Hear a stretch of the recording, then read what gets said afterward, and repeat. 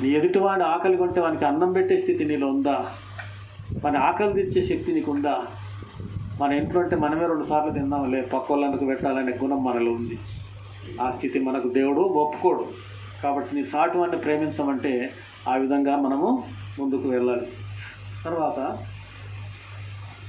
13వ అధ్యాయము మార్కు సువార్త, సకల జనులకు 10 నుంచి 18 వచనాలు.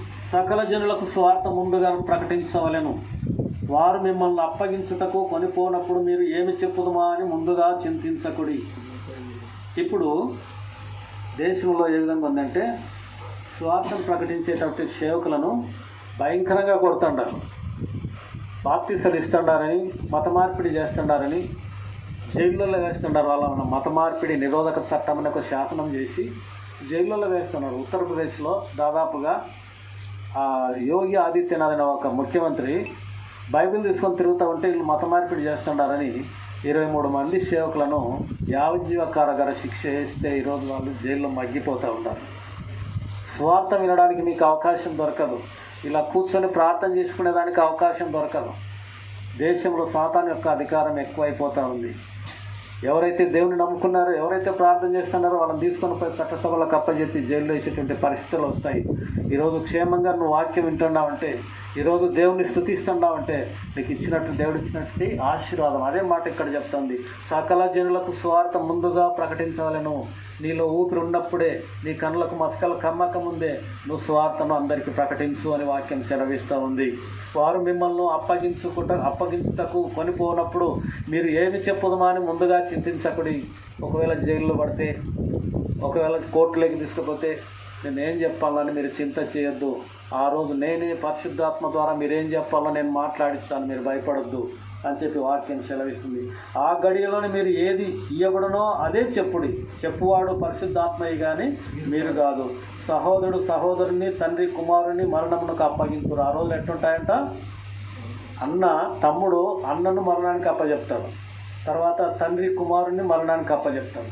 అలాంటి రోజులు రాబోతున్నాయి. మరి ఆ సమయంలో మీరు ఏం మాట్లాడతారు? ఆ సమయంలో ఏం చేస్తారు మీరు? కాబట్టి దేవుని ఆత్మచేత మీరు నింపబడాలి. కుమారులు తండ్రుల మీద లేచి వారిని చంపింతురు. నా నామం నిమిత్తం అందరి చేత మీరు ద్వేషించబడుదురు. అంతవరకు సహించిన వాడే రక్షణ పొందును. ఎన్ని శ్రమలు వచ్చినా, ఎన్ని కష్టాలు వచ్చినా, సువార్త పక్షాన, ప్రార్థన పక్షాన అందరు నిందిస్తారు, అందరు ఎగతాళి చేస్తారు. అబ్బో ప్రార్థన చేస్తుందిరా, ఆమె గుణం మంచిది కాదు, నీ మనసు నలిగిపోతుంది ఆ మాట అన్నప్పుడు. వాటేవి కూడా నువ్వు పట్టించుకోవద్దు. దేవుని పక్షాన నిబ్బరం కలిగి, ఓర్పు కలిగి, దేవుని పక్షాన నువ్వు ప్రార్థన చేస్తూ మాత్రమే జీవించాలి. కానీ ఒకరు అన్నారని కానీ, ఒకరు నిన్ను హేళన చేసినారని, ఒకరు దూషించినారని కానీ నువ్వు మాత్రము చింత చేయొద్దు. తర్వాత ఏం చెప్తున్నాడు? నా నామం నిమిత్తం అందరి చేత మీరు ద్వేషించబడరు. అంతం వరకు సహించిన వాడే రక్షణ పొందును. అంతం వరకు నువ్వు శ్రమలు అనుభవించు, కష్టాలు అనుభవించు, కానీ అంతవరకు నువ్వు సహించినప్పుడే దేవుడు నిన్ను ఆశ్చర్యకరమైన రీతిలో ముందుకు నడిపిస్తాడు. మనం నలగొట్టబడాలి. సాత్వికమైన మనసు నీలో ఉండాలి. సాత్వికం అంటే నలగొట్టబడతాం. ఏ స్థితిలో నలగొట్టబడుతున్నావో నువ్వు, ఆ స్థితిలో నువ్వు నలగొట్టబడి, ఇప్పుడు కమ్మరం దగ్గరికి పోయిన మన బంగారు ఏం చేస్తాడు? వాడు అగ్గిలేసి కాల్చి సుత్తెలుసుకొని పట కొడతాడు. కొట్టినప్పుడు అది సాగుతుంది, మళ్ళీ బ్రష్ తీసుకుంటుంది, చల్లగా వస్తుంది. ఆ విధంగా శ్రమల చేత, కష్టాల చేత, అప్పుల చేత, ఇబ్బందుల చేత, దూషణ చేత మనము నలగొట్టబడాలి. నలగొట్టబడినప్పుడే దేవుని ప్రేమ మనలో చిరస్థాయిగా నిలబడతాడు. ఆ స్థాయిని మనం నేర్చుకోవాలి. దానికే ఒక పాస్టర్ చిన్న పాటను రాసినాడు. ఏం రాసినాడో తెలుసిన? అవసరాన్ని బట్టి అగ్ని వంటి శ్రమలు కలుగుతున్నవని తెలిసి కలత చెందబోకు. నిన్ను పిలిచిన దేవుడు నమ్మదగినవాడు. వేదనలో నిన్ను వదిలిపెట్టిపోడు. కన్న తండ్రిలో కాచుకొని నిన్ను ఆదుకుంటాడు. కన్న తండ్రిలా చేసుకొని నిన్ను చేర్చుకుంటాడు. తమ్మునేస్తమా, ఇది సత్యం.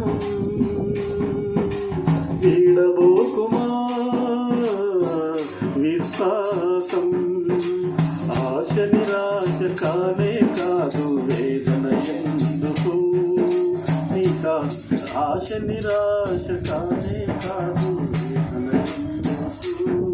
నీ కన్నీరు కలకాలముండదు కలతే చెందకు అవసరాన్ని బట్టి అగ్గి వంటి శ్రమలు కలుగుతున్నవని తెలిసి కలత చెందబోకు